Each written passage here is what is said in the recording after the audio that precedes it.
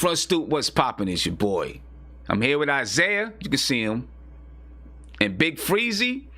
And hopefully you guys watched it. Hopefully I'm not spoiling anything. We're not spoiling anything for you, but we're going to talk about Lovecraft Country episode 9, entitled Rewind 1921. Obviously all the episodes are really, really good, but this was a particularly, I think, interesting episode and really set you up, well, and is meant to really set you up for the season finale. In this episode, if you all remember from the previous episode, from episode 8, what's her name? Diane, Isaiah, the daughter? Hippolytus' daughter, right? Diane. Yeah, Diane. Right? Diane was captured by one of the Topsy and Bopsy twins that was chasing her. Okay, now I explained what I felt about those scenes last week. Obviously that episode 8, was focused on Diana's friend Bobo, who was murdered in Chicago by white men. And that's Emmett Till. I mean, I know his name is Bobo. Well, no. But Bobo was her friend, but they did it as it like Emmett Till, right? No, but that's Emmett. But that was his nickname, though. Okay, but she was obviously distraught because it was her best friend, right? And I felt like with Topsy and Bopsy chasing her,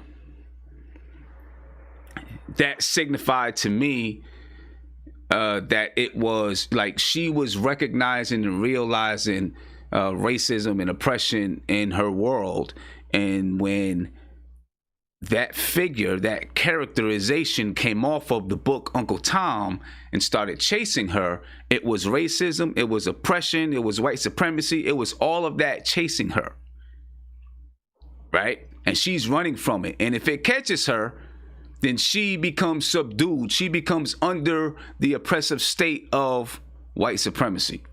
That's what I felt like that signified. And if you relate that farther into the future to today, it's like our kids running from white supremacy, running from oppression, running from all of that, trying to escape it so they don't become a sheep, right? And just now, okay, well, I'm just following along and doing whatever they want me to do. That was what I felt like it signified. Well, in the beginning of, obviously, Diane, she was caught by the twins. And this episode starts with her being caught. Right? She was caught by the twins. Well, not being caught, but she's with her family now. But they see that she's sick and she's going through changes, and she's turning into one of these caricatures. She's turning into one of them, which is what I kind of thought might happen to me, signifying that she's become, I don't, if you want to put it in slavery terms, racist terms, niggified, right? Now she's just going to follow along, now she's going to follow along with and be part of this racist society, oppressive society. Right. So that's just what I felt. That's just what I felt it signified. But she's caught now and she's sick. Right. So go ahead. What was you gonna say, Isaiah? I was gonna say what a lot of that, the way she was looking was definitely how, back in the 1800s, how the Jim Crow shows were for a lot of the people, the stereotypical, red colors, the red big lips and the hair all nappy and stuff like that. Those were the shows that they were doing in the 1800s. With the people doing blackface. Right. showing Exactly. showing people back then and how they would do that. And then they used to have their very racist songs they used to play Mm-hmm. when the Negro came to on the Mm-hmm. show. So Right. that's what definitely that was part of it too. Right, and so what do? They dance for the white people so that the white people can be entertained, and you fall into doing what it is that they want you to do. Right, you become a jigaboo. Right, Exactly, that's what it is. You become a jigaboo. Exactly that was the name of the episode, Jigabobo. You become a jigaboo. Right, and so I felt like she was running from all of that, so she doesn't become a jigaboo, which, like I said, relates to our youth today, so on and so forth. But anyway, she's sick. And to their surprise, talk about Montrose, Atticus, and Letty, Hippolytus comes back. Yo, that was the funniest scene. I laughed because she came back like, ain't that happened. Yeah, she just busted I'm not gonna lie to you, Sim. Like, this was an emotional episode for me. And I'm gonna talk about it later, but I was like, yo, that's just like a black mother. Act like nothing happened. Like, y'all hungry? I thought she was gonna say, y'all hungry. She just busted in the room. Diane's sick, and it's like, yo, hold up, where you come from? Like, what's up? Come and say, hey, boom. I mean, obviously her daughter's sick, right? But she just bust in the room like, boom, like nothing. All right. Well, you know what's funny though, Sim? Before you finish, so one thing that I peeped that remember in the beginning of the episode, everybody was like, yo, well, why didn't you watch Diana? Or why didn't you watch Diana? Yeah. Or why didn't you? And then she was like, yo, all y'all shut up. It's all y'all fault. And what, someone pointed out to me was that was a representation of the black woman being ignored until, she's literally in her bed. Okay. Literally. That was one thing that they pointed out. Now, I don't know if they did that to be on purpose, but Jordan Peele, he do crazy stuff. I mean, but I get it though, especially today with so much that's going on today, and it really being I don't want to say publicized. I don't know the word that I want to use, but and I don't want to say it as like the Me Too movement, but that's not what I'm getting at. I'm saying it really being people's eyes really being opened as to like you said, how black women are ignored and are not respected, right? And so it could be that kind of it could signify that as well. I mean, there's all kind of signals all over this show, right? All over the show. So they need to figure out, okay, how do we save Diana? Obviously, Hippolytus wants to save her daughter, and they all want to save their niece, family. They want to save Diana, so they got to figure it out. And they're like, we need to go to Christine. All right, so here is now where, if you remember, Letty had given Christine pages to, giving her pages to whatever the book is. And she reveals that because they're like, well, we'll give her the pages so that she can help us to save Diana. All right, so they go to Christine, and obviously Montrose is upset because Letty had already given her the pages in exchange for to be invulnerability, right? So she's invulnerable, which actually helps them in this episode, right? Lars, helps them in this episode. So they go to her, and she's like, she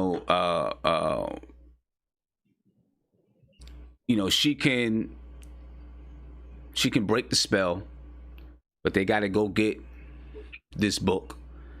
I keep forgetting what the book is. The Book of Names. There you go. I always forget it. They got to go get the Book of Names, and in order to do that, that's why I'm here. That's why you're here. And in order to do that, she'll break the spell with the Book of Names as long as Atticus goes back to Artem. Right? So Artem agrees. Atticus agrees. Atticus agrees. And they know, Hippolytus is there. They know that Book of Names is back in 1921. in Tulsa, Oklahoma. Right, so now they've got the agreement with Christine that they're gonna go back. Once they get the book of names, Atticus, they'll hand it over to Christine, and Atticus is gonna go back to Artem with Christine so that she can become immortal. Right, that's what she wants. She wants to be immortal. They need the book of names and Atticus, because Atticus is supposedly the last bloodline of the Braithwaites or something, right? So they're going. Yeah, he's the last male or something like that. Yeah, the last male bloodline of the Braithwaites or something. Right. So they need him in the book of names, which has all where they can cast all of the spells, so that she can become immortal. So off they go. The way Hippolytus, they go to that time machine, right? And they because she went to the future, so did Atticus. He went to the future, right? That's how he found out about the book that his son wrote. His son, who was at this point in time in Letty's stomach, right? Letty is pregnant with his son right now, so they. So he knows a little bit about the future. Obviously, Hippolytus, she's been in, I forgot what year she said she has been to, but she said Earth 2050 something. Yeah, she's been in different universes and everything. She's been out there, right? Because she now has the power to say I am and just state what she is and go there. But she understands how this machine works, so she takes them all to the machine. They don't no longer need the key. She has whatever she has power to be able to go wherever they need to go. They need a motherboard. She now has these things in her wrist. They hook her up to the machine because she is the motherboard. Obviously, that was pretty funny too. That was funny, right? Yeah, I was like, that makes sense. Yeah, because Atticus and them guys, they were like, a motherboard. What's a motherboard, right? Because they're in 1955. Right. Yeah, she's coming from. I'm trying to think. I don't think they had computers until like the 60s. I don't know. I'm not sure. They didn't have home computers. They probably had computers. They probably had these huge, big, giant computers somewhere with the government, right? But they didn't have home computers. Right. You know what I'm saying? So she connects herself to the machine. She sets the date. She said, I was on, what she said? She said, I was on Earth 504. Yeah, she said something like that. But we got to set this date to whatever this Earth is. They never say what the number of this Earth is. We got to set to the date to the number of this Earth and in 1921. So they go to Tulsa. They hook her up. All the, take his picture. all the power. His picture. Yeah, that's right. They take Montrose's picture. They need his picture, and it's the picture of Montrose, George, and their father. Right? They hook her up. All the electrical power starts running through her body. The portal opens up, and they got to jump through to go back to 1921, Tulsa, Oklahoma. And you send this to peep in too, man. You can see in what's the father's name? I never forgot. I don't remember his name. My man from The Wire, the dude. Montrose. His name is Montrose. First of all, by the way, he's a phenomenal actor, man. Dude is. He's a phenomenal actor. Freezy, when you see this episode with him, man, his acting, man, I'm not gonna lie, his acting was up to here versus everybody else. And there's everybody did their thing. Everybody did their thing, but his acting this episode, man. He's a great actor. He's a great actor. He's a great actor. No doubt about it. You see him get drunk before the portal, and you see him the way he just puts he knows what's gonna happen face, and it's like he don't want to go back to that day. He just, his whole face shows it. And just how scared he is. He's trembling. He didn't even want to go through that portal because he knows it's going to happen. Right. It was crazy. Yeah, and you see him. Yeah, you see him looking. He's like, am I going to go through? Do I want to go through?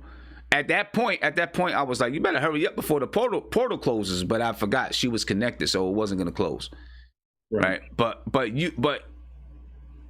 he didn't want to go through because back then, like they were going back to the day of the riot, the day of the riot, the day that Tulsa burned.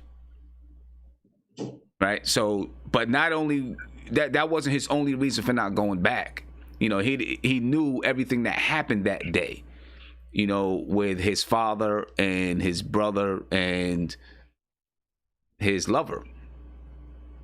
Right? So he didn't want to go back and relive that. Right. But he decides to jump through because he knows he needs to be there. Right? And he jumps through. Him, Letty, and Atticus, they jump through, and as they jump through, they come into the town, and they come right into let me see, do they, is there anything before they see, I don't remember, is there anything before they see Montrose getting into an argument with his father? Nah, nothing. They just go through the hotel. They they take the clothes and they just okay. That's it. Right. That's right. They changed their clothes so that they can look like they were from back then. Almost change everything. Right. So then they recognize. Well. They come to this little area. They go to the house where Montrose and George grew up, and Atticus's mother lived right next door. And at the exact moment that they got there, Montrose is getting in trouble with his father because he was trying on George's clothes. George was on his way to like a prom or something like that, and he took the flower and he put the flower in his hair. Right. So Freezy, just so that you know a little bit, Montrose is in this show is gay. Right. But he's hiding it. He's been hiding it for years. Over the weekend at the White House, supporters, many wearing masks, had shoulder to shoulder. I don't know what no that is. No social distancing. The president addressing them from the balcony. Okay, that was Isaiah. That was Isaiah. You know, with our own little Lovecraft moment. Let me go ahead and unmute him. So then they show up there and they see that, you know, his father is screaming at him for putting the flower in his hair, and he starts to whoop him. So, you know, he starts to whoop him, and he's beating him, and Atticus's grandmother, I don't remember her name. She's a young girl at this time, but she comes out the house. That was his mother. His mother. I'm sorry. His mother. Oh, okay. Yeah, Atticus's mother. Remember, they're back in time, so she was 16, 17 years old or whatever. Hey, I'm not gonna lie to you, son. Before you go, man, I remember them Switch days, though. I remember having to go grab a Switch, man. Well, my mother, I never had to go grab a Switch. My mother just, whatever she had in her hand, that became the Switch. That's just what that was. That was my mother. My father was the Switch one. Yeah, whatever was in her hand, that became the Switch. So, you know, I didn't have to worry about going and grabbing the Switch. But K-Love said that was also good that they showed Montrose's backstory. Yeah, it was good because, well, let me finish. So they were, you know, his father was whipping him. Atticus' mother came out, you know, and stopped him. George came out.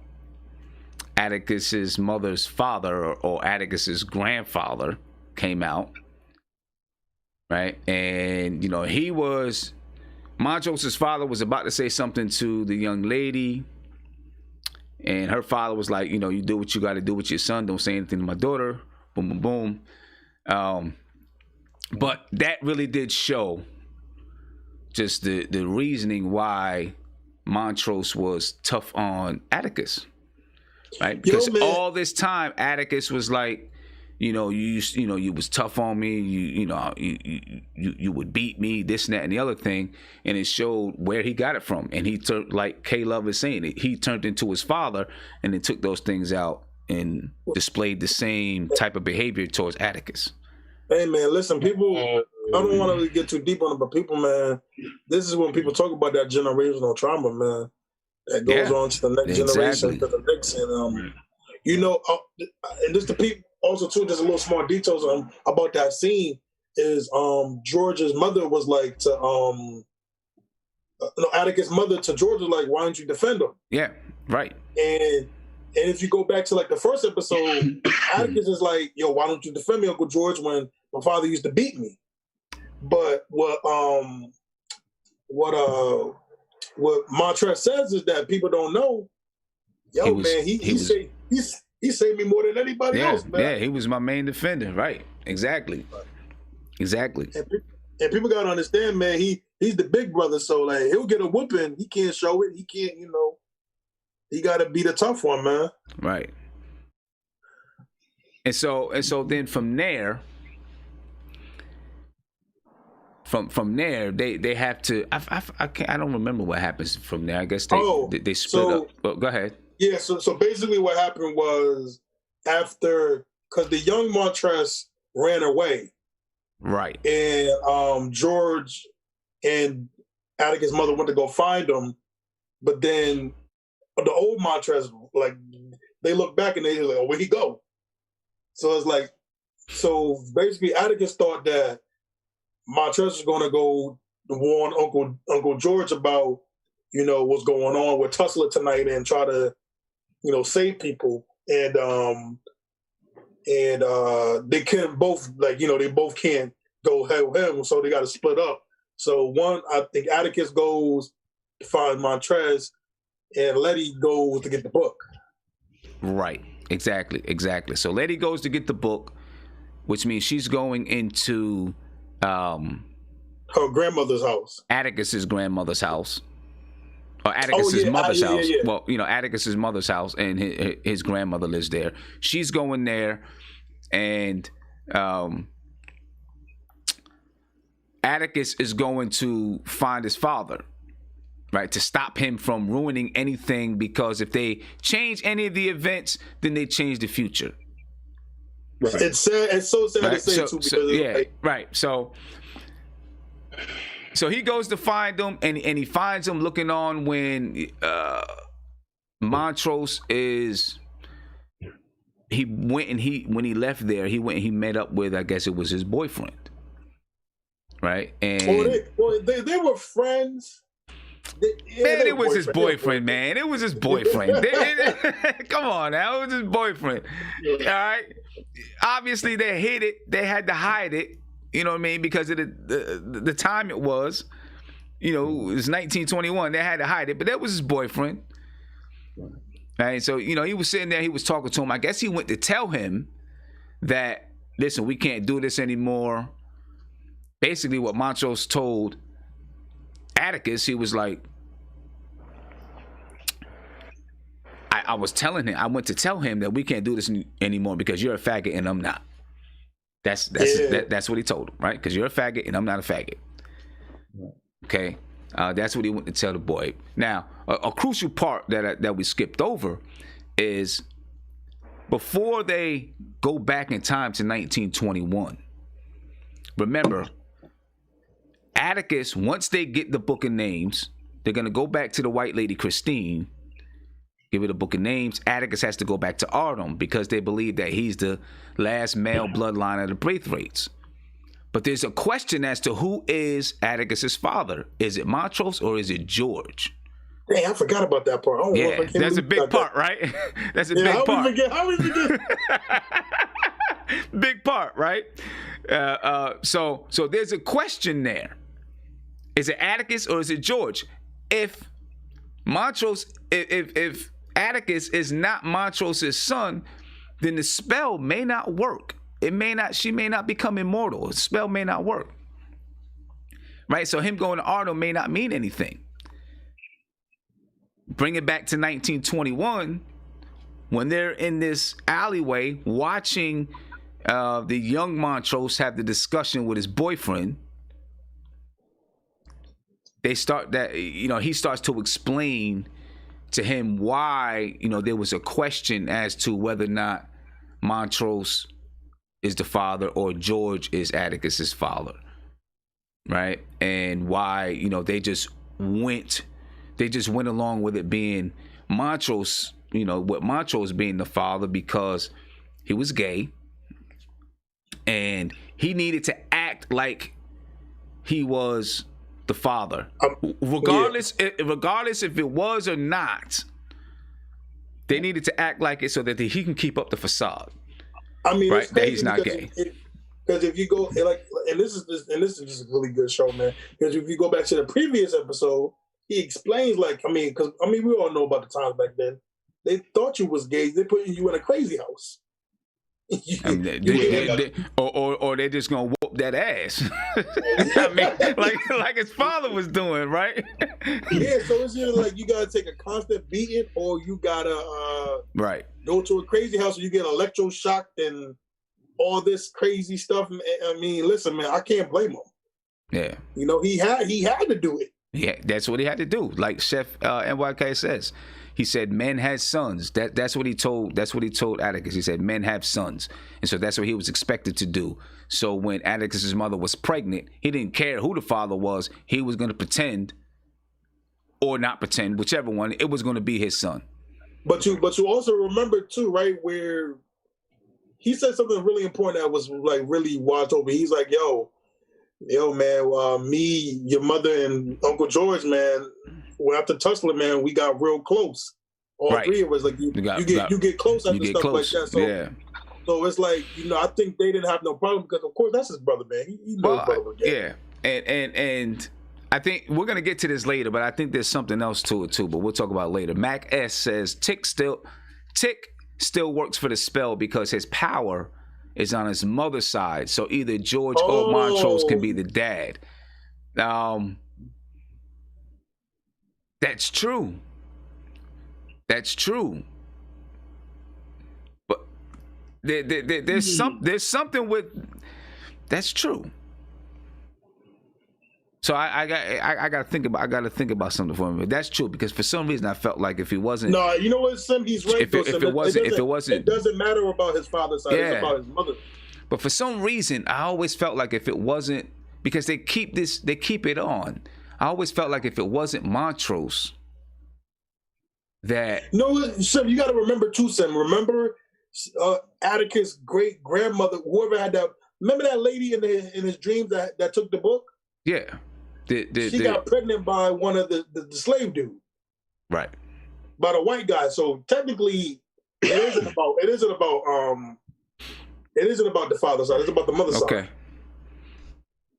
Okay. Well, we'll just it's just a little bit because the reason why, because it makes it seem like if Atticus. It makes it seem like there's a chance that the spell won't work because they don't know who the father is. But no, remember though, Sim? Remember the spell might have not worked because he was dyslexia. Yeah, dyslexia. He was dyslexic. Yeah. So, he was dyslexic. Yeah. Anyway. So we're at the part where he's talking about he's telling Atticus why he did what he did. Right. And why he never talked about, possibly not being his father, why nobody knows about it, only him and George, and assuming Atticus's mother. So, just kind of explaining that. But at this point, Atticus is really upset with him and is like, when all of this is done, we're done. Because he's lied to him too many times. And before all of this happened, they didn't have a good relationship. I mean, he even said, like, all them times, like he used to say in Uncle George's thing, wishing he was my father. Yeah. He might have been my father. Right. But, as he explained to him what was happening and, what was going on with his boyfriend and what he was telling him, and broke it down to him, Atticus started to understand, I think, and actually told him to go ahead. He was about to tell him to go ahead and do what he had to do. And then these white men came and started beating both of the boys up. Yeah, because remember, because the crazy thing was, too, that it was because Atticus had thought he was going to try to tell Uncle George about Tussler. No, he just wanted to save this one dude. Right. Exactly. And Atticus in the beginning was trying to tell him, like, yo, if you save this dude, who knows, you might go off with him and, right. I might not be born. Something's going to... Exactly. Right, so these white dudes come and they start beating them up. Remember, they're in the middle right now. They're in the middle of race riots in Tulsa, Oklahoma, and we're gonna get into that a little bit too. They're in the middle of race riots in Tulsa, Oklahoma.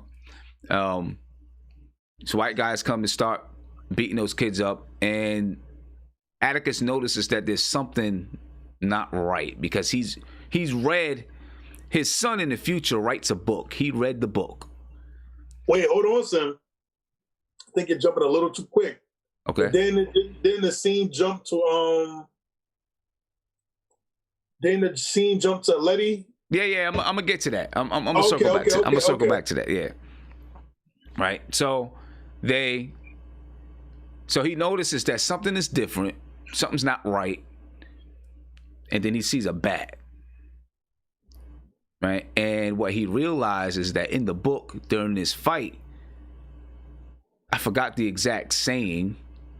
He said, I got you, kid. I got you, kid. Right. So he realizes that, someone has to say that. And I guess in the book, it says that a stranger came to save them.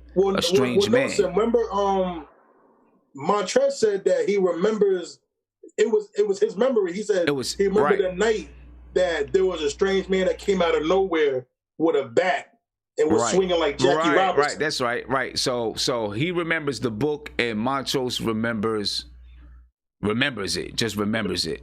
But Atticus is actually the strange man, which makes everything a little bit crazy. But so basically, it's crazy because it blew my mind. So basically, what happened was that they're in a time loop where exactly. They're in a time exactly. This was supposed to happen.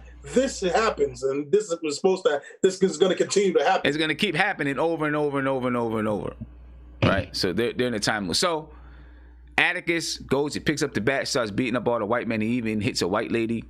I was so happy. I was a little bit shocked because he hit her. Boom! I was like, "Oh snap! He hit the lady!" Right? I thought he was gonna,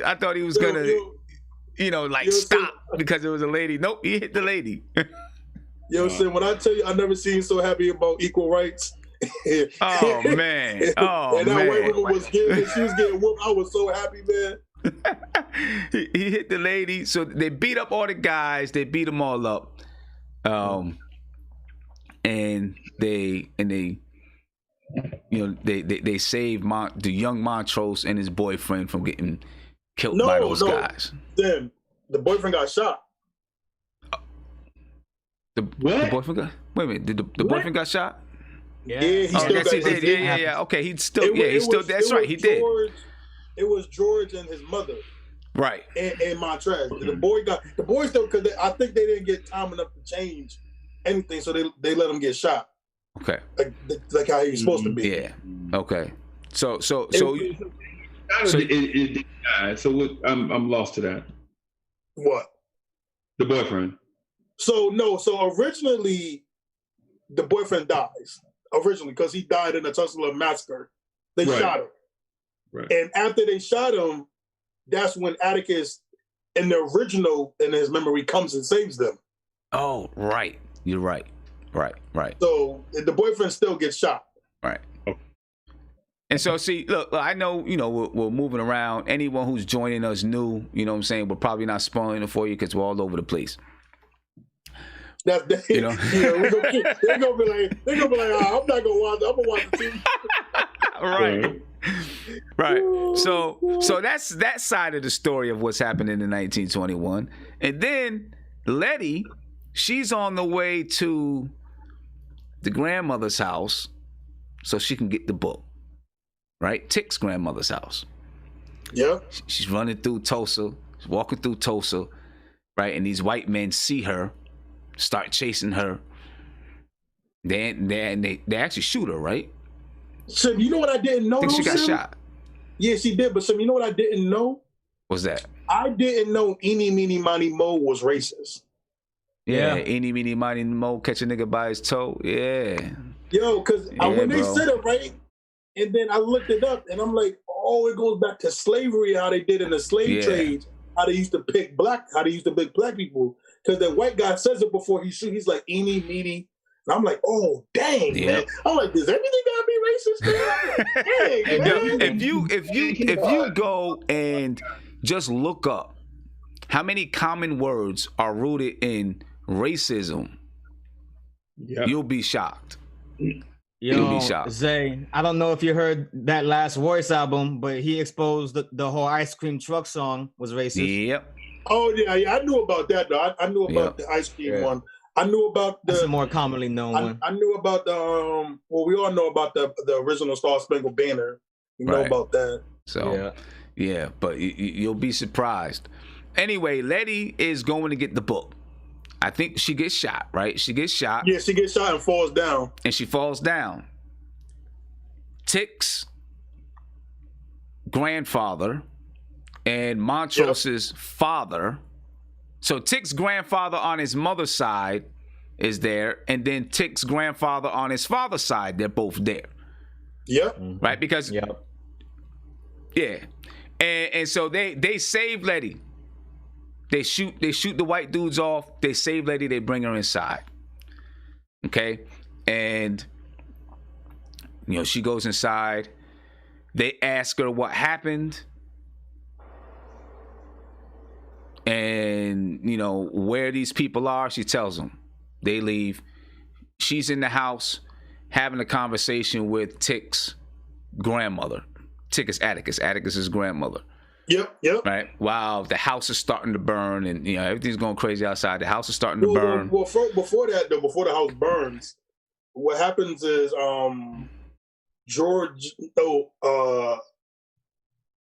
Tick's mother's father, Tick's grandfather on his mother's side gives them guns, gives all the ladies guns. Yes, that's right. And protect the house, blah blah blah, and then and then they go up. He goes up to the roof to shoot the white guys, and then Atticus' father's father goes to get to find the other white people. And then what happens was, they start shooting. Through the commotion, Letty starts trying to look for the book. Right. And then the grandmother, because the grandmother, before this, you peeped down. If the grandmother peeped down at her feet, it was like. She kind of did I never seen those before. You don't see those kind of shoes before. Yeah. Cause I guess back then, no, sneakers didn't exist. I guess back then in the 20s, I think it was dress shoes. I mean, I guess I don't know. I think they existed. They wore something. Yeah, they still played sports. They still played sports. So yeah, you're right. I think they might have been some new Converses or new Chucks or whatever. Yeah. But so she's looking for the book of names. She's looking for the book of names throughout the house. And then the grandmother's like, what are you doing? Yeah. Right. And then he's like trying to make up some BS excuse. She's like, I knew you was lying from the beginning.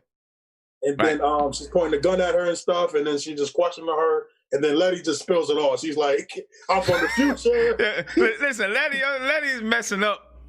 Yeah, she's messing up big time. Yeah. She's from she's saying she's from the future and like how I got your grandbaby in my stomach and we're looking for the book of names and blah blah blah.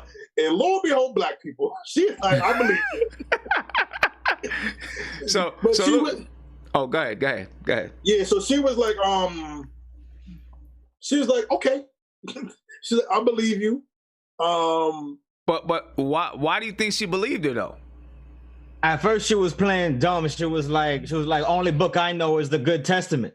Right. And then after Letty spills everything, she talks about how her family has that birthmark, right? Yeah, so that was big. She draws a rough picture, a sketch of the birthmark, and she shows it to her.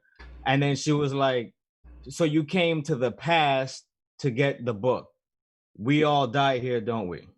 Right. And that part bugged me out because I was like, fuck. Right. Damn. Right. Yeah, because she was like, she was like, yo, you ain't come here to save us, but you came for that book. For the book. Right. And look, but I think that she maybe is able to cast spells or something too. I expect me personally, I feel like we're gonna see her again. Right. Yeah, I think so like too, because she was giving me she was giving me too much she had too much faith. She had too much faith for a black woman in 1920. She had too much faith. Because she's like,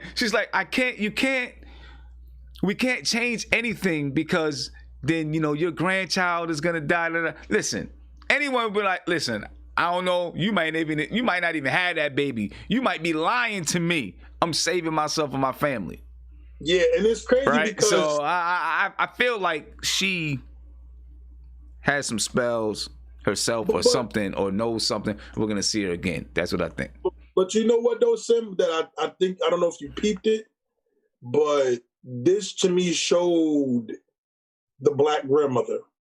That the black grandmother that we all have that had faith. And because if you peep, she was like, okay, I'll give you the book, but let's pray. Mm-hmm. And we all know grandmothers that like, damn, grandma, I gotta go, but we're gonna pray before we go. Right. I know that was my grandmother. Yeah, ain't no lying about that. Yeah, they be grandma, my friends outside, we gotta go. You gonna pray with me, boy. But I was getting frustrated at that part because I was like, dang, like you're just gonna stand there like knowing it goes bad even. You feel me? Well, it's crazy because you even peeped that her daughter was like, Mama, where you at? And then and they were just praying because like she even, the grandmother even said that I have faith in this little boy that's in your stomach. Right. If I can protect my family in the future, I'm gonna do it. Right. She said something like, my faith is gonna become his flesh, something like that. Yeah. Yeah, that's what she said. Her faith. I have a question for y'all though, right? Okay. So that being said, you remember the part in the alleyway where Montrose and Atticus is watching young Montrose about to get jumped. Yeah. And then they're waiting for the guy with the bat to show up, right? Right. And nothing's happening, and they're starting to lose the fight. Mm-hmm. Atticus says, "Yo, I think we messed something up coming through the portal." You feel me? Right. I remember he said that. Yeah. That being said, doesn't it beg the question, if they mess something up going through the portal, right? Could Letty be the reason why? Well, we're gonna get to that. We're gonna get to that. We're gonna get to that. All right. Yeah, we're gonna get to that. So Letty stands there with Atticus' grandmother, holds her hand while she burns. Right? Because remember, Letty can't burn. Matter of fact, she's invulnerable. As a matter of fact, it was crazy because she was holding her hand. Yeah. And her hand wouldn't burn while Letty was holding it. Letty had to let go of her hand in order for her hand to burn. Yeah, I peeped that too. Yeah. Anything that's on Letty's body won't burn. Anything that she has, her necklaces, her any jewelry, clothing, anything, it won't burn if she has it. If it's touching her, it won't burn. All right, so that's something to also look forward to going into the future, into the final episode. All right, so they get the book. Letty has the book. Montrose and Atticus, fend off the white dudes. They rush back to the portal. Atticus jumps through the portal, and Hippolytus, she's losing power, right? And I think Montrose recognizes that the power is running out of the portal, and they got to jump through it. Atticus jumps through. She's losing. Hippolytus is losing power. He's trying to coach her and encourage her, to keep fighting and try to hold on. Right, I thought she was gonna die. I seen someone in the chat. Too. I was like, dang. Yeah, I seen someone in the chat say it earlier that they thought she was gonna die. I thought she was gonna die too. Me too. She was fighting to hold on, boy. She was fighting, and then finally, Montrose, after looking out the window, watching everything burn, jumps through the portal, and then. Wait, Sim, I gotta stop you, man, because. I'm not gonna lie to you, brother. This is the part where I cried a little bit. I'm not gonna lie, I cried. Okay, all right. Shed a tear. Go ahead. Because if people don't even know, right? The hotel he was staying at, that was owned by the richest man in Tulsa. His name was son Stratford or something like that. He's the richest man in Tulsa. And then you hear him talk about the real life people. Right. You hear him talk about because he's looking out the window watching Tesla burn. He's talking about the real life people. Tulsa.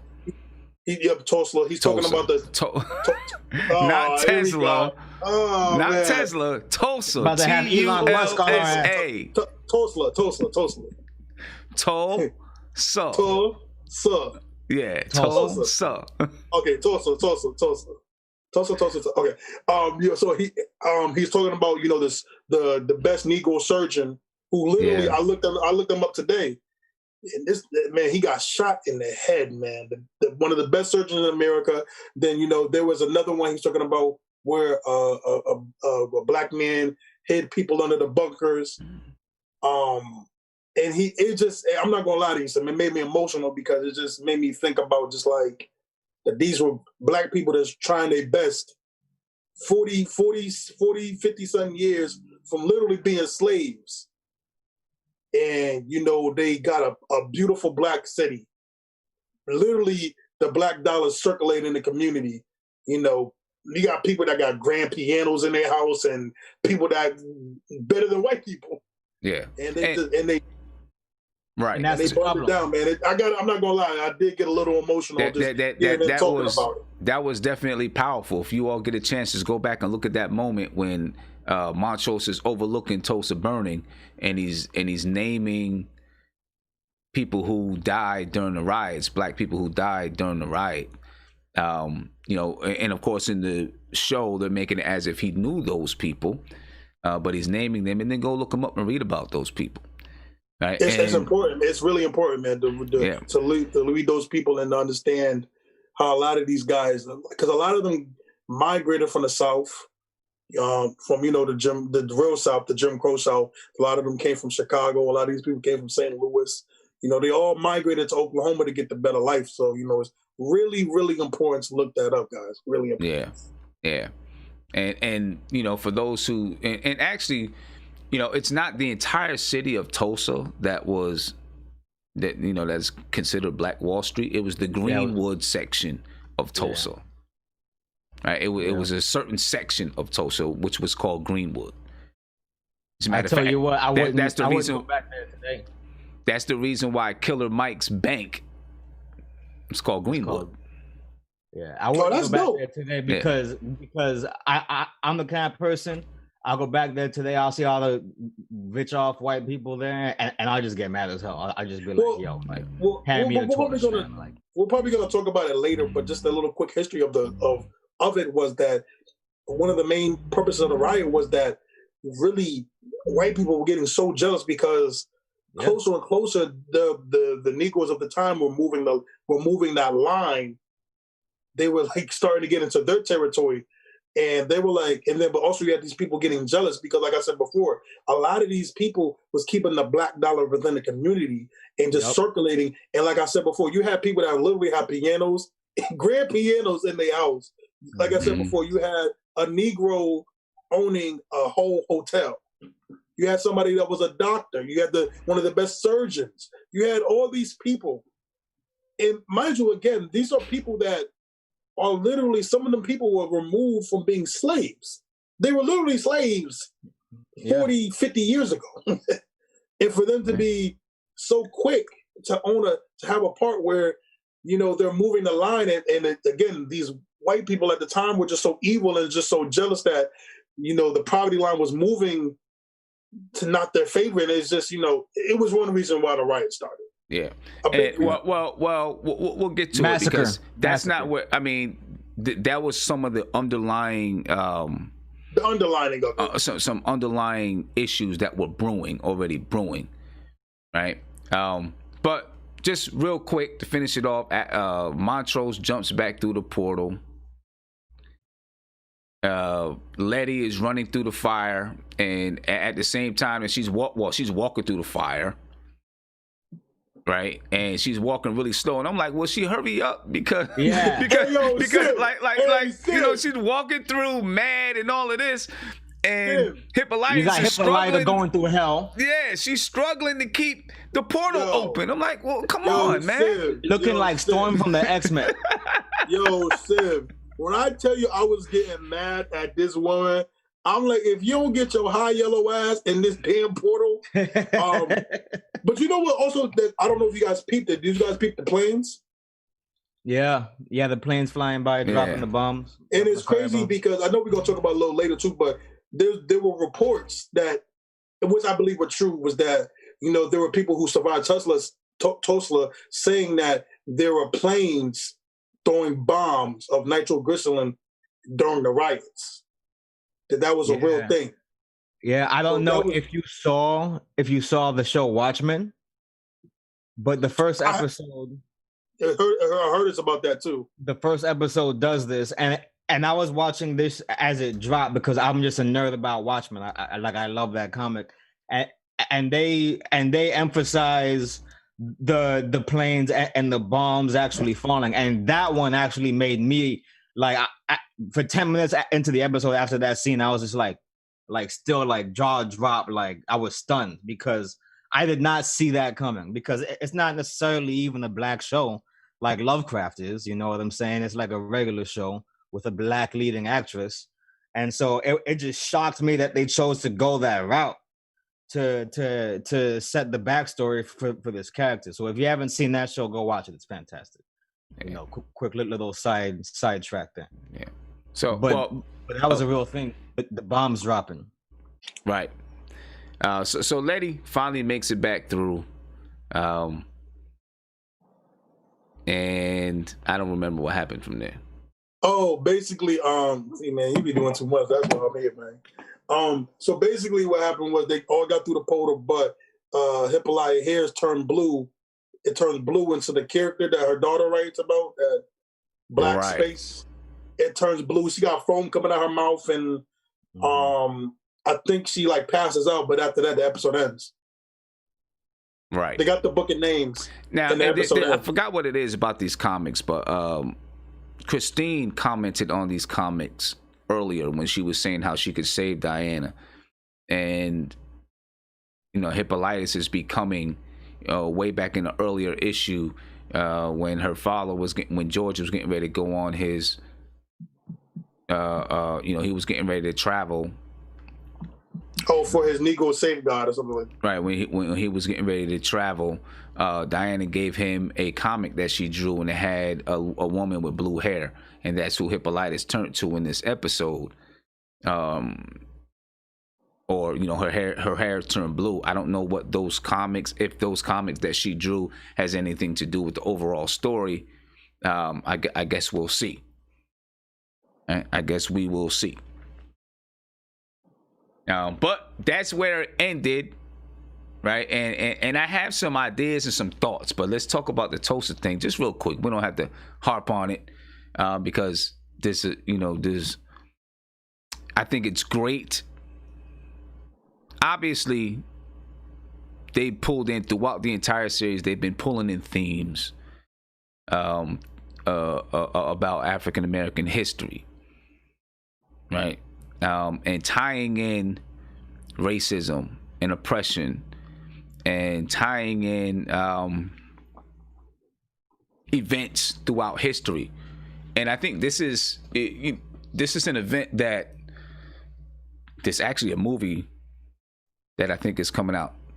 I don't know when, or it might have already been. I seen the advertisement somewhere. I don't remember, but I'll be interested to watch that movie and see how accurate it really is. But for them to just touch on it as the way that they did, right? Because it is an event in history that up until recently hadn't really been mentioned a lot and spoke about or talked about a lot. And in May 31st, 1921, right? That's when this event happened. So, you know the exact date that they went to, May 31st, 1921. And there was a young man who had, I forget everything. I have to go back and remember everything. But there was a young man who had an issue with a white woman. Oh, so, okay, right. I got you, Sam. You want me to tell you, Sam? Go ahead, you got it? Yeah, so the young brother name was Dick something. Basically, he worked in that area. What happened was he worked at this building, and with this white lady, they take the elevator every day. Right. Every day, take That's the elevator exactly. every day. Nothing ever happens. But reportedly, there was a scream. He ran. Cops assumed that it was rape. And again, I'll talk about it a little bit later, but there's a current theme of white women and rape in these riots. So basically what happened was that, boom. Mind you, she didn't press charges. But again, this was a black man, white woman.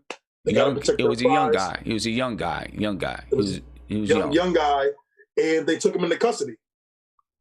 And what happened was, news broke out. The news letters reported that it was rape. So there was an angry mob of white men that came to the police station demanding that he be lynched. And what happened was there was about 70 to 90 black men armed. They went from Greenwood to down the police station to the police station. And they were basically guarding the police station. And these group of white men, of course, demanded that they moved, and they said no. One white man said to a black man who had a gun, "Give me your gun." The black man was like, no. They struggled, they fought. The white man got shot. That's when literally all hell broke loose, and that's how it began. And I believe after that, the first night, there were about 1,500 or 2,500 white people that came down to that area. To Greenwood. And as we all know, the rest was history. They massacred over 300 black people, women, children, 35 blocks. 35 blocks of black-owned businesses were destroyed. All right. So, see, I was testing you out. I actually know the story very well because, I've, read about it and talked to my kids about it. So I wanted to see if you knew where you was at with it. So I'm glad that you did, Isaiah. Come on, man. History is my favorite. I'm not even joking. I know we joke a lot, but history really is my favorite subject. And I've been definitely... All right. I've been definitely looking into... a lot of this stuff, like I said, we'll talk about it a little bit more, but No, we're talking about. I mean, we're here. We're talking about. I know the story well, but I just wanted to test and see if you actually knew the story because we were talking about it earlier, right? So I wanted to see if you actually knew the story. Told you, man. I cried, man. It was passionate. So Well, Also, so the thing was, which was, again, this is the times, and this is the messed up times. 35 blocks of black-owned businesses were destroyed. The National Guard came in, not protecting black people, of course. They were abiding the white mobs. They were helping the white mobs.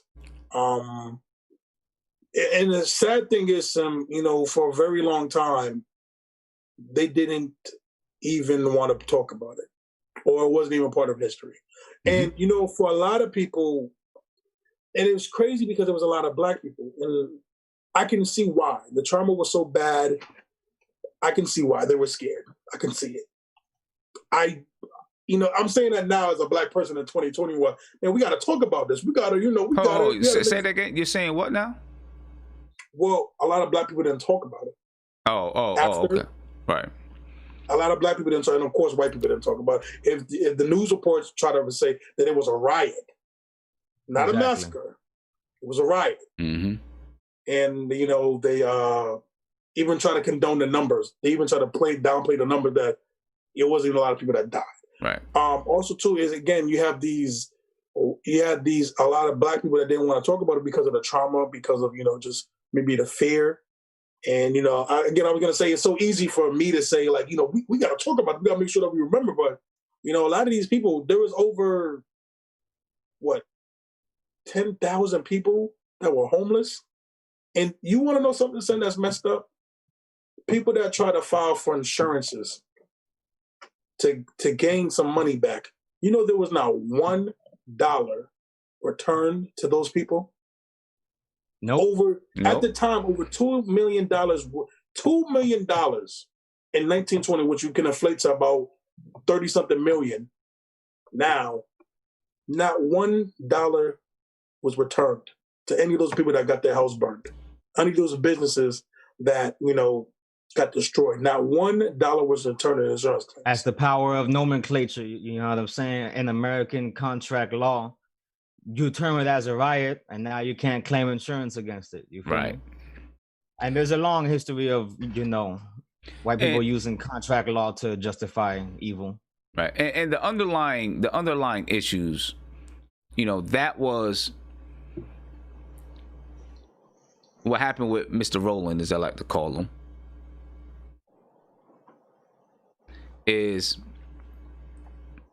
was the precipitous at that point, right? That was the precipitous. But underneath, there was this brewing issue and this brewing fear that more and more black people were moving to Greenwood, right? And they were pushing the boundaries of Greenwood, and then moving into other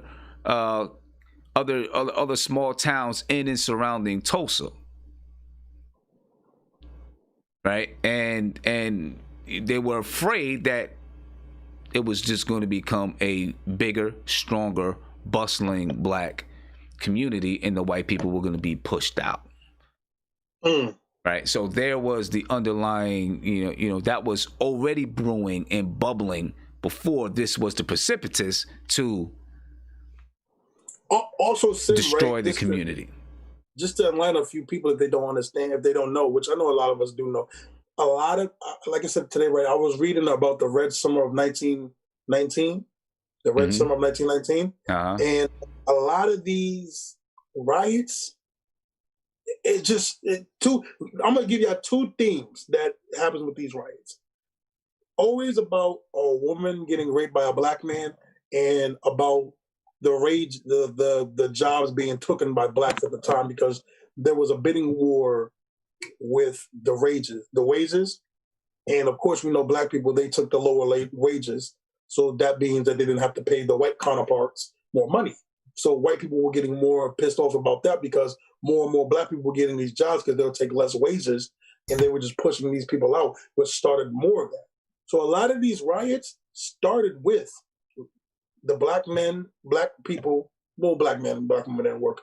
Black men taking these jobs, and always America. About a white woman getting raped by a black man. These were two of the things that always ignited these riots. So, and anybody want to look up the Red Summer of 1919? Really crazy, man. It was a very crazy summer. Like 3 or 4 big riots. So I think I know the one you're talking about, but after you jump down the rabbit hole, bro, it's like I start to blend this into but the crazy thing is, Savvy, a lot of all these were literally the same two factors. That there was a white woman being raped by a quote unquote black man, and the black man taking lower wages, so that a lot of these white people were getting angry because they were losing their jobs to black people. And what's very interesting is that just the day before this episode aired on Sunday, on Saturday Night Live, you had Bill Burr hosting, and it got controversial with a very specific group of people. It was mainly white women that was upset with what he was saying. And why is that? Because he made a joke where he's like what's the audacity with white women claiming this woke movement when they've been our biggest accomplices all along? You were there to roll around in the blood money. And of course he says it's funny, you know what I'm saying? It's like you're rolling around in the blood money, and every once in a while when you wanted to sneak off with a black guy and you got caught, you said it wasn't consensual, didn't you? You feel me? Savvy, you always gotta remember, one. Brother, every joke contains a truth. Not every joke, but a comedian like Bill Burr, who's a master at what he does, can definitely give you some history and some truth that's going to cut deep in his jokes. Right. And people got mad at this man, and I was like, what are they mad about? I mean, the funny thing is white women getting mad. Yeah. Well, I mean, they're going to, but But anyway, a lot of history lessons to be had in this series. Now let's move forward and start talking about the series finale, which is going to be next Sunday. One question I want to asking you, Savvy, I'm asking you, Isaiah, and I'm asking everybody that's listening and anyone that's going to watch it in the future. Do you think that anybody, Letty, Montrose, Atticus, did something to impact the future? So I'm gonna be the one to say no. Nope, I don't think so. Well, I disagree. I think there are a few things that impacts the future. I think so. Like I was saying earlier, right? Atticus says, "Yo, I think we messed something up coming through the portal." Right. Right. When they're going off of that book, right? Off of that book that Atticus's son writes, right? The Lovecraft Country. Right. Huh? There's a discussion before they go into the the time machine, like Hippolyta says, no, it's a multiverse machine. Didn't she say that? Yeah, it is a multiverse. Yeah. So that being said, it could be that that Atticus experienced an alternate reality, right? And that the book that was written was based on the events that went down in that Earth's timeline. Which right? Earth? The Earth that they're in. Well, that's what I'm saying. It could be whatever Earth Atticus went to during that first trip through the multiverse. Okay. The episode where we follow Hippolyta through herself. Well, technically, he said he went to the future. He went to the future, but that's in another dimension. Right. But he could have thought he was in the future in the same dimension, but in a future of a different dimension, right? That's true. So who's to say that Letty's not about to have a daughter? That's true. Okay. I mean, well, but the book says that it was written by his son. Right, but what multiverse? What dimension was he in when that happened? You see, because now they're going. Now they're going off of the events, right? Right. Because you're saying he could be in a multiverse where he has a son, but he could also be in his universe having a daughter. Exactly, and the son writes that he dies during the ceremony on the autumnal equinox, which is when Christine wants Atticus to be at Artem, so she can do the ritual to gain immortality. Right? Yeah. Earlier, we're saying Letty was in the house with Atticus's grandmother, right? And she kind of stops fighting because she's like accepting the fact that, it goes badly here. Who's to say Letty is not responsible indirectly for these events by not only distracting the grandmother, right, but having this firearm and not really being attentive to the home defense. You see what I'm saying? Mm-hmm.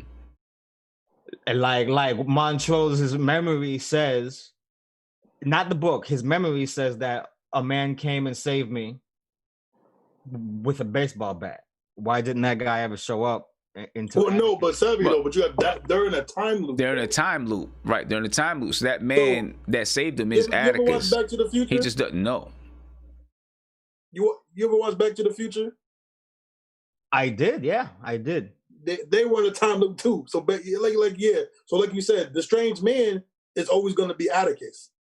It's always going to be him. It's just young Montrose doesn't know who that is.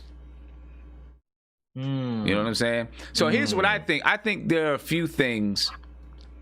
There are a few things that I believe might impact the future. A couple things, actually. The first one is when Montrose he's in an alleyway or somewhere, and he breaks open a glass window, and he steals some liquor.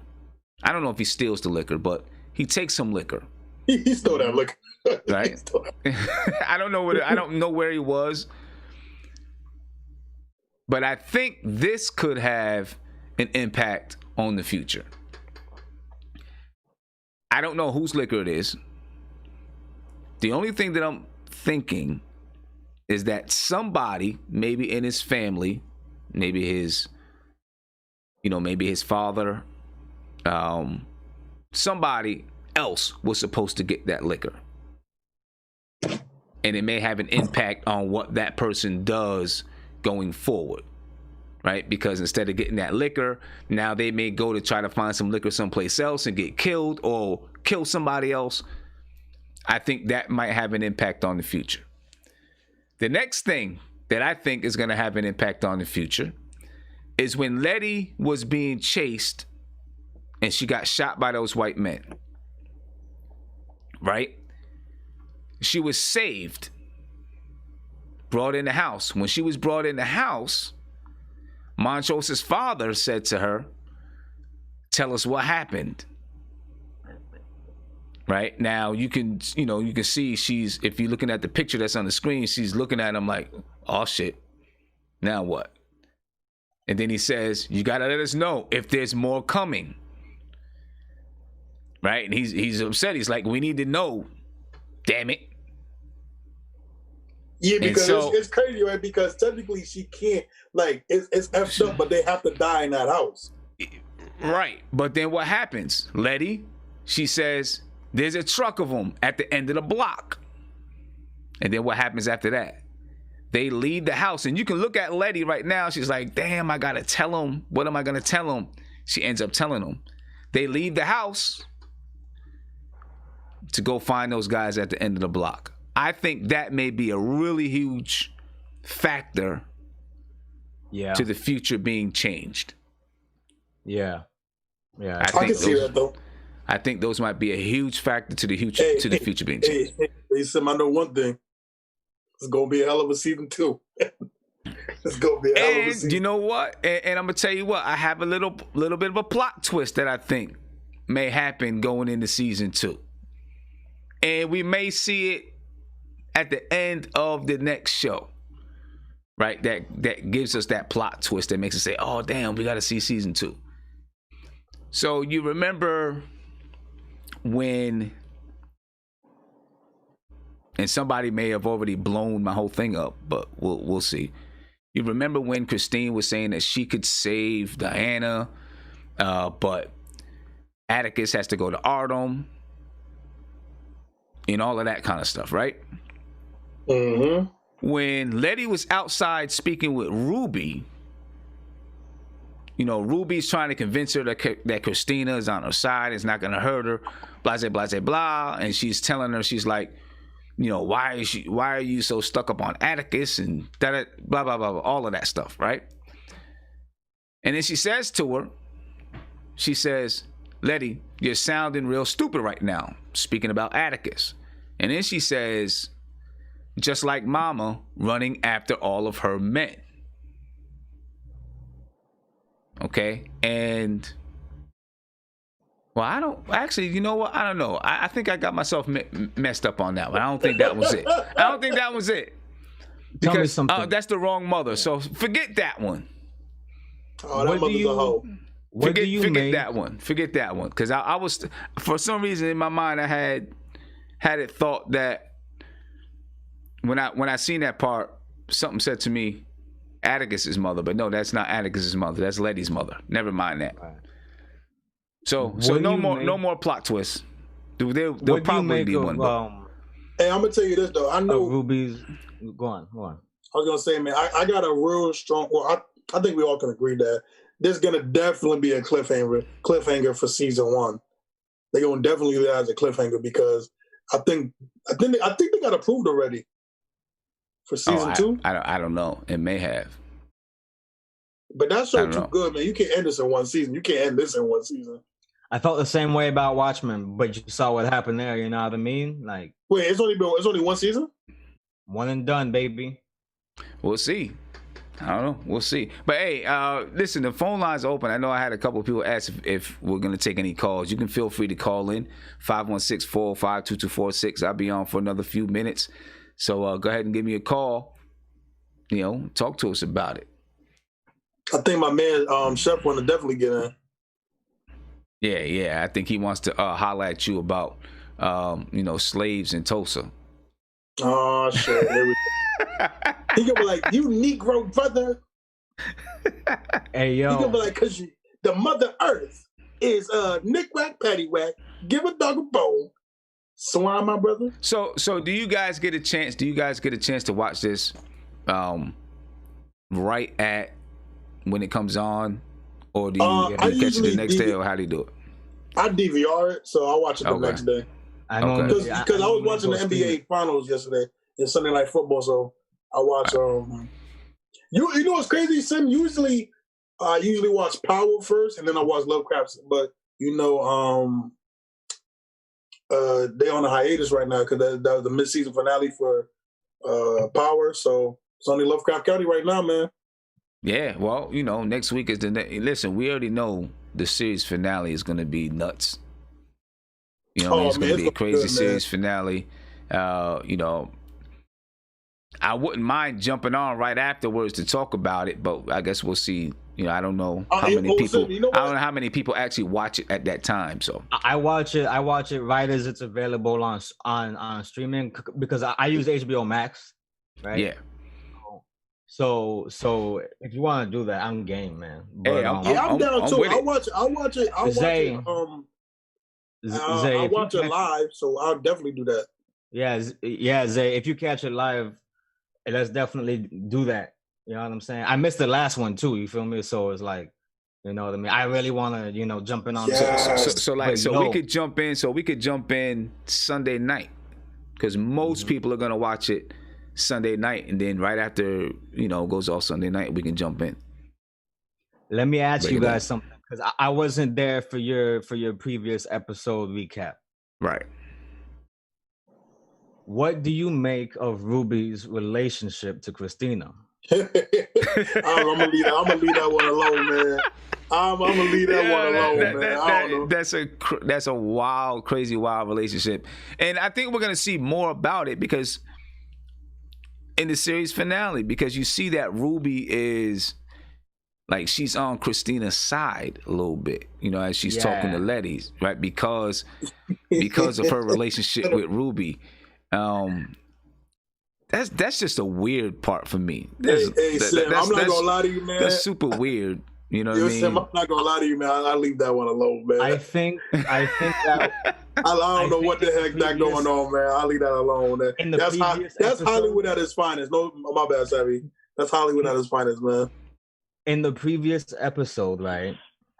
When she leaves the memorial for Emmett Till, right? Or Bobo, you know what I'm saying? Right? It's Emmett Till, y'all. Y'all know that, right? No, of course. Of course. But it's like a dramatization, a fictionalized version. So it's but it's literally Emmett Till, though. That's his nickname. That was his nickname growing up. His nickname was Bobo, right? Yeah, his nickname was literally Bobo. Oh, okay. All right. I didn't know if they did like a fictional nickname to just. Well, no, because if you peep it, she says his real name is Emmett Till. Emmett Till, right. Yeah. Yeah, his nickname is Bobo. I haven't seen it since it first aired, but when she goes to that neighborhood, right, and then she like sleeps with Christina as the man that she was pretending to be. I forget the white guy's name, right? Yeah. William, I think. William, right? William. Christina's William, and then she goes and then she takes the potion to become a white woman, right? Right. And then she sleeps with him. And then afterward, right? She was like, "Do you know why I took that potion? Because on today of all days, I didn't want to be the black woman sleeping with a white man." Christina says, you're right. I don't care about Emmett Till, right? Uh-huh. I don't care about this, and that, and I don't think you do either. Right. I think you took that potion because you want what you want, basically. You felt guilty for being a woman who, despite all that's going on, wanted what she wanted and went after it. Right. I think in a certain way, Ruby feels like empowered by that, right? Because she's always felt like she didn't have the agency over her own life and path, right? I mean, you got to remember though, Savvy, she was a black woman growing up in the 50s. Exactly. But exactly. but still, Savvy's right. She didn't feel like she had any power over what she could get. She wanted to work at the store. She thought she was qualified, but because she was too big, she was black and she was too big, she didn't get the job. And then when she she didn't even apply, Sim. Huh? She didn't even apply. Oh, that's right. She didn't even apply. That's right. That's the thing, right? She was afraid to pursue what she wanted. But she did apply. She did apply because they told her that they weren't hiring or whatever they told her. Hold that thought, Savvy. Let me get to a call. Caller, you live? What's pop? Hey, what's up, man? Yeah, I'm live. This is Chef NYK, man. What's going on, man? How you feeling? Here we go. Hey, tell Isaiah I just had some ribs, man. I ain't on no back to Africa stuff. I just had some ribs and grease. Okay. No, I love the show, man. I've been listening to nothing but Knicks, but yeah, loving the Lovecraft show, man. So glad to see you guys talking about it. What I was saying, my point was, because I was able to grow up with my grandparents, so I know a lot of these older people, and the story I got, I don't even know if it's in books or anything, but I know my grandparents, my grandfather's side of the family, it came from Texas and then went to Tulsa. But I was asking, like, how'd they get out west? And they were saying, they had people, freemen, they were in the Seminoles, black Seminoles, black Indians. They went out west, then they went to Tulsa and then came back down. So it was like, because I was always like, how'd you guys get out west? How'd you know about Florida? They were like, no, we were already in Florida. You know what I mean? Before like the Spanish-American War. So a lot of that stuff, I was just telling Isaiah, like a lot of that stuff you ain't going to read about. And the people that know those stories, I'm not saying everybody was a free man in Tulsa or everybody was a Seminole or something, but a lot of those people had generational wealth way before, because they had built that, they never really went through that slavery period. They just went out west and built wealth. It's crazy. But, I mean, that's something you'd have to look up. But I would just say you can't just look at them and be like, oh, they just built this after slavery. Because a lot of those people had, they set up shop out west and then moved to Tulsa. That's what I heard. From some of my grandfathers. Is he talking about Native Americans or black people? No, I'm saying a lot of black. All right, so my grandfather is black, but his mother was church. You know what I mean? So you just have to understand that history that I don't think a lot of us really get sometimes. Okay. You know what I mean? Like, I was going to say, I grew up on Long Island. Yeah. So a lot of those people you think that might, I definitely agree with you. I'm just saying you can't look at them like all, they were all slaves and then went out to Tulsa and built something. Like a lot of them had already built, they were educated. A lot of them went to Canada. A lot of them went out west. So a lot of the slaves escaped and went to free states. When free states existed during the times of slavery, that still happened. But I don't know of any Native Americans that were enslaved because, well, he's not speaking about Native indigenous people. Right. No, so wait. But so if that wealth is passed down from one half of the family that is Native and the other half of the family is black, then I guess the ancestors would have been slaves and you would still, I guess, have some sort of a form of generational wealth. But he was saying, and correct me if I'm wrong, Chef. He was saying he's talking about like in his family lineage, that's the way it is. But what he was saying is that everybody else, not everyone else, but other people had moved to Tulsa from wealth, or not from wealth, but with good education. It wasn't all. And this and that. So you gotta understand, it's a bigger. That's all I was saying. It's a bigger history because I feel like sometimes we think it's just like slavery and all they went to Tulsa. Right. Okay. You know, Chef, wait, hold on, Chef. Yeah. I have no clue what he's talking about. Wait, Chef. Go ahead, brother. Go ahead. Oh no. So what I was saying was, I wasn't saying that the people from Tulsa were slaves, that they were just like, oh, they came from slavery and they did that. I was saying that just the remarkable growth of the black people of that time, that, the people that were slaves, how from like 50, 60 years ago, we were in chains, but now we have a black town that's wealthy and doing great. I wasn't saying that people from Tulsa were slaves. I was saying that it's just amazing how quick they went from 50, 60 years I ago. believe that, but I'm just saying, you got to understand, it wasn't that's all I got from like ancestors. Like, my granddad was born in 1915. So when I asked him about that, that's some of the stories I got. Okay. They had built wealth before Tulsa. That's all I'm saying. Like, they had built a lot of wealth because of the gold rush before they went to Tulsa. Yeah. So that's all I was just that's all I was trying to explain. Yeah. But the show is, it's a remarkable show, and it really opens up, like you said, a lot of discussions that you would never really have. We talk about Tulsa, but we don't really, know the history and, and a great series, man. Yeah, it's an excellent series, man. And for us to even, to open up and be able to have these conversations is, the type of things that it's doing, man. So it's dope. I'm upset that I didn't get on and start doing podcasts about it earlier. Oh, when it first started. You got HBO. You got HBO Max too. That's how I usually watch it. So if you have HBO, you could get HBO Max. That comes with it. Yeah, so that's how I usually get it. I just wish that we started doing a podcast on it earlier. But there's some more shows out there. Fargo is one that I'm going to do next. So I'm going to ask everybody to go watch. Right now there's 3 episodes up. The 4th episode, it's on Hulu. The 4th episode comes out soon. Go catch up, yo. Go catch up. Okay, I gotta check it out. Go catch up, and then what's that show about? We'll start doing Fargo. It's dope. But hey, I I'll appreciate your check call, that out. Chef. There's one episode of this left, right? Yeah, one episode left, man. So we definitely gonna be on it next week. All right, man. Peace to the chat. Peace to everybody, man. All Peace. Right. No, what he was saying, Savvy, he was explaining how, he had a conversation with his grandfather about Tulsa. Uh-huh. And that his grandfather, who is black and Cherokee, but his grandfather was explaining to him that people migrated to Tulsa from places, and they had education. They were educated before they got there. Which places and which people? He didn't say which places. He said, I think he did mention Canada. He didn't say which places.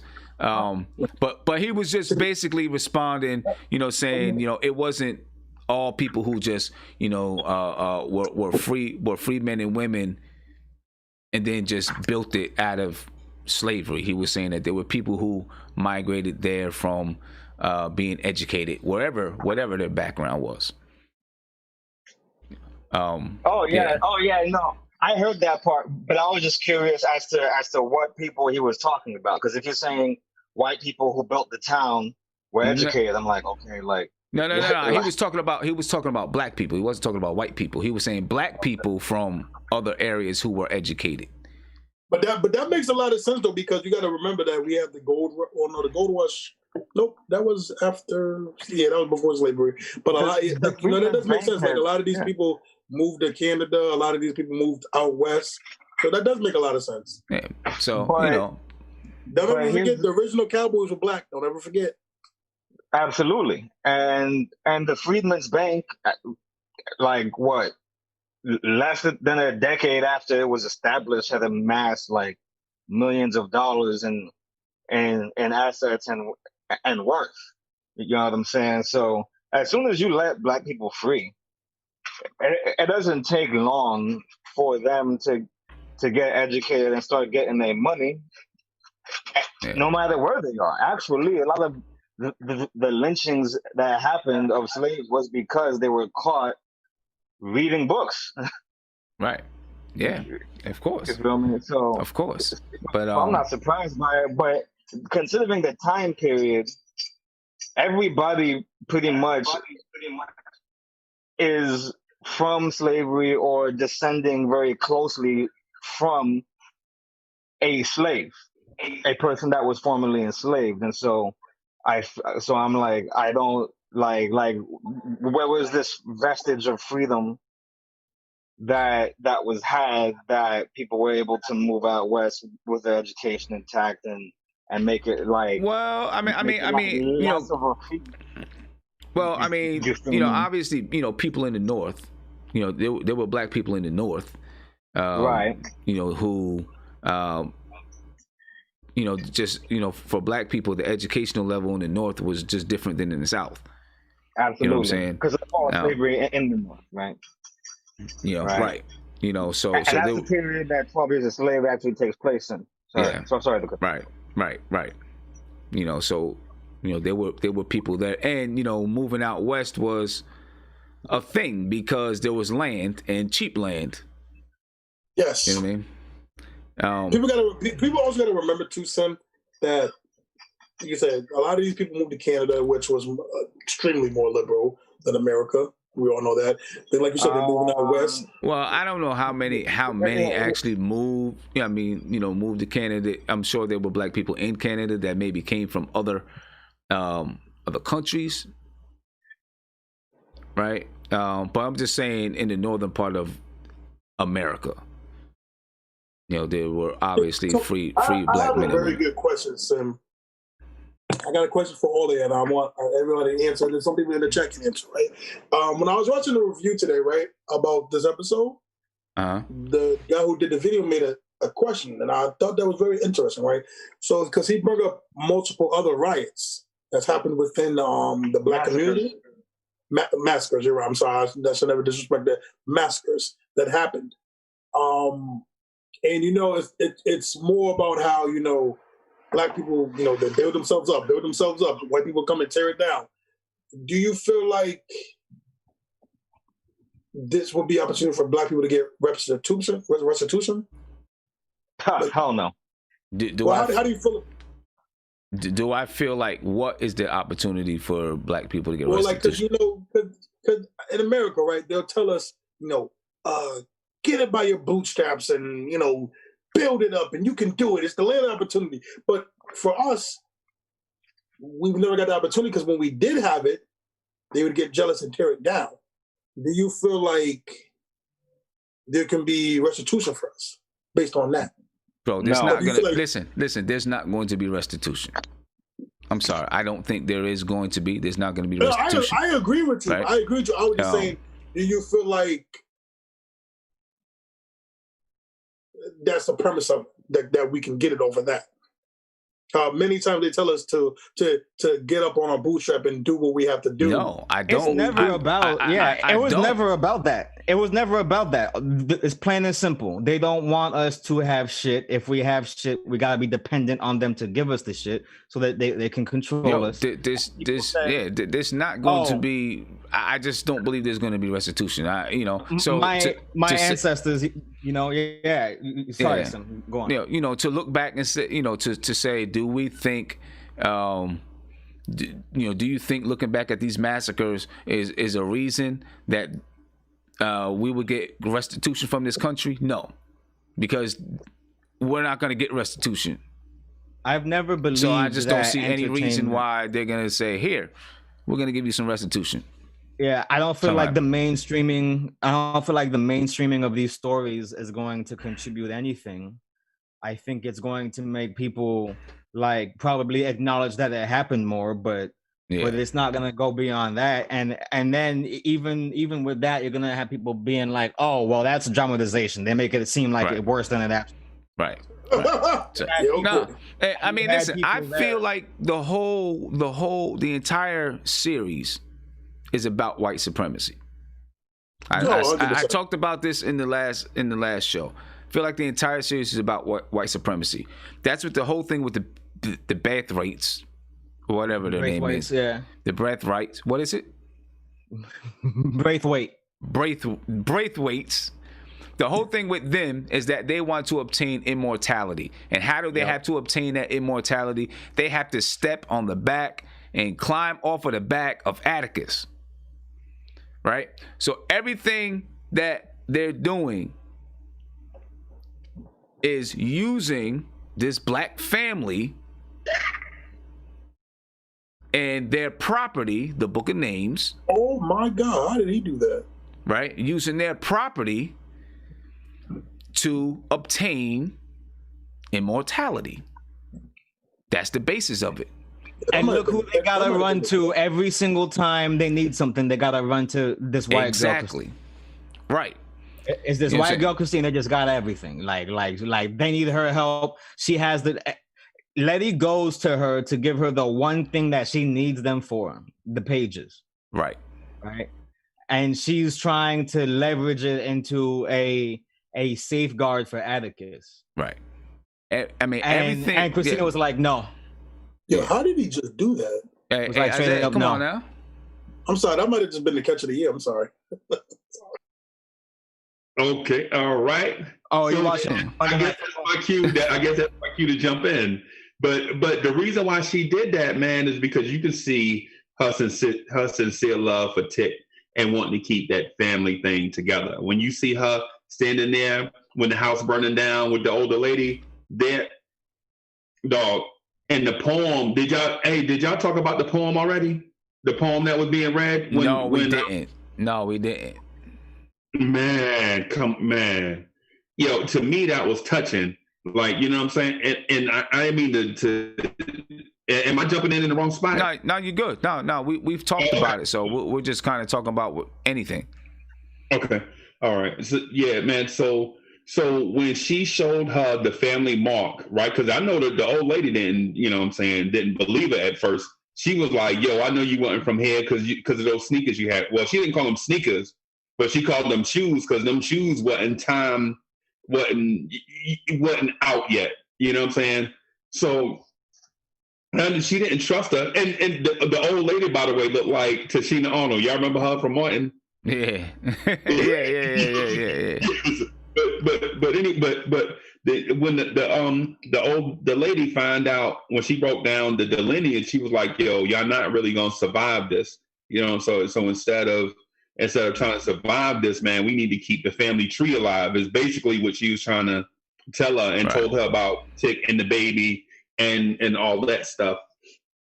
Man, when she went and got that book of names and came back and kind of gave her the password, though, I was like, yo, this right here is something. It's something real, right? Yeah. Because when you know you're gonna die, you think differently. Like when you know. I bet you do. But you know what though? Big Freezy though. This is what. Oh wow. Dang. You know what it is though, Big Freezy. I was saying this earlier. This is, to me, this was the representation of the black grandmother. The grandmother with the faith. The grandmother that has so much faith that she believed that crazy ass story and was like, you know what? For my family, if I can protect the future of this family, I'm gonna do it. And we all know, as black women and grandmothers, they sacrifice. Yeah. They sacrifice for the greater good. Yeah. I think we're gonna see her later. If not in this series, then if not in this season, then in another season. I think that she's probably got some powers or something too. Hey, can I say a quick story, Sim? But I do. Yeah, 1 second. I do though.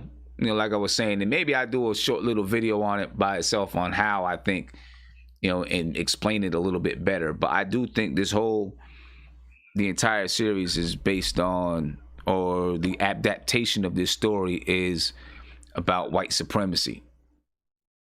And alludes to white supremacy, and Christina and her family, are used as a depiction of white people in America using what black people have to gain power. Yo, Sim, it's nuts that you say that, because we should. I wish that we had done this with the show Watchmen when that was airing. Of course, I was working a ton, so I wasn't even that involved with the channel at all back then. But, bro, the entire thing is literally an analogy, at least if you ask me, about that very same thing.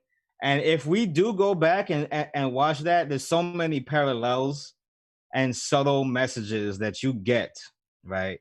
That basically this guy Damon Lindelof, who's the guy that like wrote this adaptation of the show, he does an incredible job of just putting things in perspective. And the spookiest thing about it is that the society that they live in that time looks awfully close to the society that we just got into or were inside of, where people are masked up as white supremacists running around doing this and that, and the death of a lot of greatness. Like, I'm not gonna say more than that. I don't want to spoil nothing, but there's a reason why they started off with the Tulsa race massacre, and then they go on from there, and it's incredible. Like, I'm surprised it didn't get more black media when it was airing. You feel me? But got Fargo to do, and then after that, if you want to explore. Yeah, I just want to say this one thing that, man, I'm a Front Stoop audience. I'm mad as hell at Sam Russell for not starting this earlier. We should have been talking about this. I'm mad at myself, man. I'm mad at myself. I didn't know it was going to be this good, man. I'm mad at myself for not starting it earlier. I'm with it. I kid you not. When I heard about Lovecraft Country, I was like, oh, that might be all right. That might be a replacement, just a watch show. Because I didn't watch the first couple of weeks. I just have it saved on my DVR. And I was busy. So when I got a day off, I was like, man, let me finally watch this show. See what's going on. The first episode, I was hooked. Yeah, I'm like, me too. And then next thing I know, I'm done with all my saved DVRs. I'm like, yo, what just happened? Yeah. Well, hey guys, I'm gonna head out of here. We can continue talking after this. I'm gonna head out of here, but I do want to get a day that we can start doing Fargo. Wait, what is Fargo about? What is that about? So Fargo. This season's this season is about a black crime family in Kansas City, right? And it features Chris Rock. Oh, the show on FX. Yes, sir. It's dope. Yeah, I want to watch that. I want to watch that. It is dope. Hey, yo. It's up to episode 4, and I was thinking, we could get everybody caught up and then just have a day, where we say, okay, we're gonna catch up to episode 4, and then we'll follow it episode by episode. Let's do it on Thursday before we do Underground Radio. All right, let's get it. Let's do it. That sounds good to me. Yeah, all right, Savvy. I like that, Savvy. Be the leader, Savvy. Thursday the 15th. So we'll do it like 8:30. We'll go from 8:30 to 9:30, and then we'll do Underground Radio from 9:30 to. Hey, can I borrow somebody's password to watch that? I borrow somebody's password to watch that. Oh wow. Somebody get you right, Zay. Just like chop it up with your boy in the group chat, whatever. We're gonna find you some kind of a viewing solution, bro. Yeah. Let me implore you guys. I implore you guys, if even after we get done with this season 4, the show Fargo is fantastic. The first 3 seasons is fantastic.